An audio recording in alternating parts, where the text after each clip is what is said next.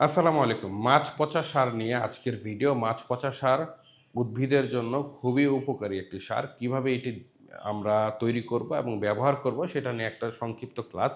So যারা মাছ পচা সার তৈরি করেন নাই আজকেই তৈরি করে ফেলুন। কি, কি লাগবে চলুন দেখে আসি। মাছের উচ্ছিষ্ট অর্থাৎ নাড়িভুঁড়ি। আপনি মাছের আঁশটা দিতে যাবেন না। আঁশটা কিন্তু সহজে পচে না। সো আঁশটা কিন্তু মাটিতে দিয়ে কোনো লাভ নাই। আপনি চেষ্টা করবেন মাছের নাড়িভুঁড়ি, মাছের যে মাংসল অংশ সেই অংশটা দিতে আরকি, ঠিক আছে?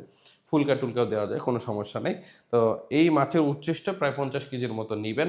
ভালো করে ছেঁচে নিবেন, টুকরা, টুকরা করে নিবেন। ছোট, ছোট যত ছোট পিস হবে ব্লেন্ড করে নেন, যেভাবেই নেন। যত ছোট টুকরা হবে তত তাড়াতাড়ি পচবে। বুটের বেসন নিবেন ১ কেজি, চিটাগুড় নিবেন ১ কেজি, আর নিবেন ২০ থেকে ২৫ লিটার। আরেকটা জিনিস আছে সেটা হলো ফসফরিক অ্যাসিড। ফসফরিক অ্যাসিড যদি আপনারা আরমানিটোলা থেকে জোগাড় করতে পারেন, অল্প কিছু ফসফরিক অ্যাসিড লাগবে। অর্থাৎ এই যে ১২০ লিটারের যে ড্রাম নিবে, সে প্রতি ড্রামে আপনার ১ কাপ করে ফসফরিক অ্যাসিড নিবেন। এই যে মাছগুলা দিলেন, মাছের উচ্ছিষ্ট যেটা, সেটা দিলেন। দেওয়ার পরে আপনারা যতটুকু উচ্ছিষ্ট দিয়েছেন অর্থাৎ ৫০ কেজি দিয়েছেন, এটা ডুবা, ডুবা করবেন পানি দিয়ে, নরমাল পানি দিয়ে। ঠিক আছে? ক্লোরিন মুক্ত নরমাল পানি দিয়ে দিবেন। এইখানে আপনারা ১ কাপ এই যে ফসফরিক অ্যাসিড সেটা দিয়ে ৩ দিন রেখে দিবেন। এটাতে কি হবে? হাড্ডির থেকে মাছগুলা খুব দ্রুত আলগা হয়ে একবারে যে মাছের যে মাংসল অংশটা আছে পুরাপুরি পানির সাথে দেখবেন গলে মিশে গেছে। ১ কাপ, বেশি দেওয়া যাবে না। মাত্র ১ কাপ দিবেন। ১ কাপ বলতে ১০০ মিলির যে কাপ, অর্থাৎ এই কফি কাপের ১ কাপ। ১ কাপ দিলে আপনার পুরোপুরি গলে যাবে। ঠিক আছে?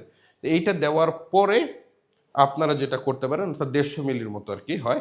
এই কফি কাপের ১ কাপ দিয়ে ৩ দিন রাখার পরে আপনারা এখানে কয়েকটা জিনিস দিবেন। সেটা হইলো আপনারা চিটাগুড়ের এই যে পানিটা আছে যেটা, এই যে আমরা যেটা বানাইছি আগে, যদি ভিডিওটা দেখে না থাকেন এর ভিডিওটা দেখে নিবেন।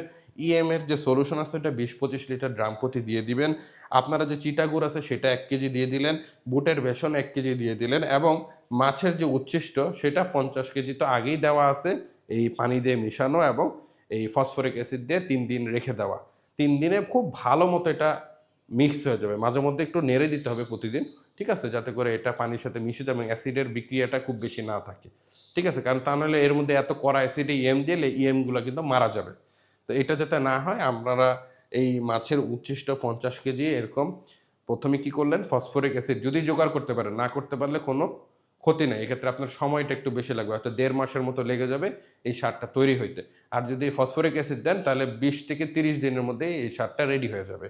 তো এরপরে আপনারা বুটের বেসন, চিটাগুড় দিয়ে ভালো করে মিক্স করে নিলেন।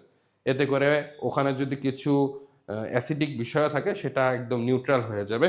এরপরে আপনারা এর মধ্যে ২০-২৫ লিটার এই যে বললাম যে আমাদের আছে সেটা দিয়ে দিলেন। বাকিটুকু পানি দিয়ে ভরে দিলেন গলা পর্যন্ত ড্রামের। ড্রামটা এয়ার টাইট করে রেখে দিলেন। ২-৩ দিন পর, পর একবার করে ঘুঁটে দিবেন। এইভাবে ১ মাস পরে দেখবেন যে এটা মোটামুটি লাল হয়ে পচে গেছে পুরাটা। এরপরে সেখান থেকে নেওয়ার সময় একটা জিনিস খেয়াল করবেন।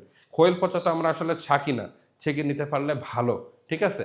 কিন্তু মাছ পচা সারটা অবশ্যই ছেঁকে নিতে হবে। যদি সেটা ছেঁকে না নেন, ছেঁকে না নিয়ে যদি আপনি জমিতে এভাবে দিতে থাকেন, এই সার কিন্তু অনেক পোকামাকড় নিয়ে আসবে এই জমিতে। এইজন্য ভালো করে ছেঁকে দিবেন এবং গাছের গোড়া থেকে মিনিমাম ৬ থেকে ৮ ইঞ্চি দূরে মালচিং থাকলে মালচিং ছিদ্র করে সেইখানে দিয়ে দিবেন। এবং মনে রাখবেন যদি পোকামাকড়ের এরকম ভয় থাকে বা ছত্রাকের ভয় থাকে তাহলে একটা কীটনাশক এবং ছত্রাকনাশক এর পরবর্তীতে আপনারা এই গর্ত বরাবর স্প্রে করে দিবেন যাতে করে কোনো রকম কোনো পোকার আক্রমণের কারণে গাছের ক্ষতি না হয়।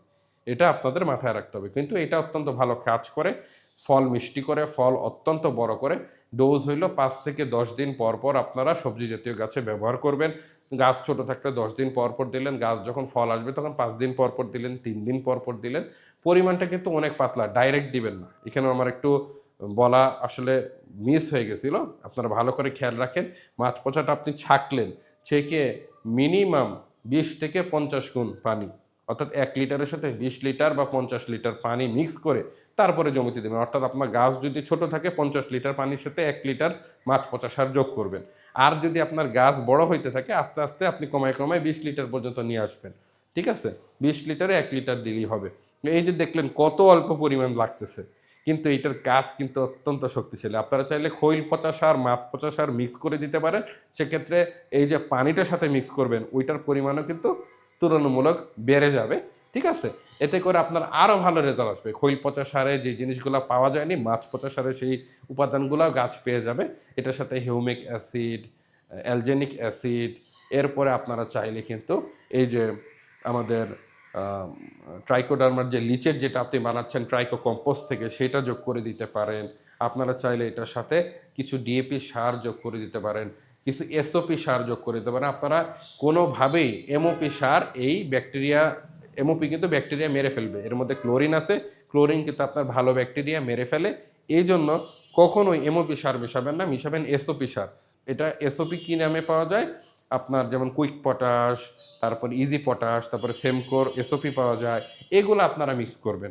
এগুলো মিক্স করলে পটাশের যে সোর্সটা সেটাও কিন্তু চলে আসবে। সো এইভাবে আপনারা মাছ পচা এবং খৈল পচা বানাই নিতে পারেন। এর আগে ইএম বানাই নেবেন, ইএমটাও নর্মালি গাছে স্প্রে করা যায়। আর মাছ পচা খৈল পচা স্প্রে করবেন না, এটা গোড়ায় গোড়ায় দিয়ে দিবেন, গাছের গোড়া থেকে 8 থেকে 6 ইঞ্চি দূরে দূরে। এই হলো আমার আজকের পরামর্শ সেবা। এইটুকু যারা করবে তাদের ফল ছোট হওয়া নিয়ে, ফল মিষ্টি না হওয়া নিয়ে, গাছ মরে যাওয়া নিয়ে কোনো টেনশন থাকবে না ইনশাল্লাহ।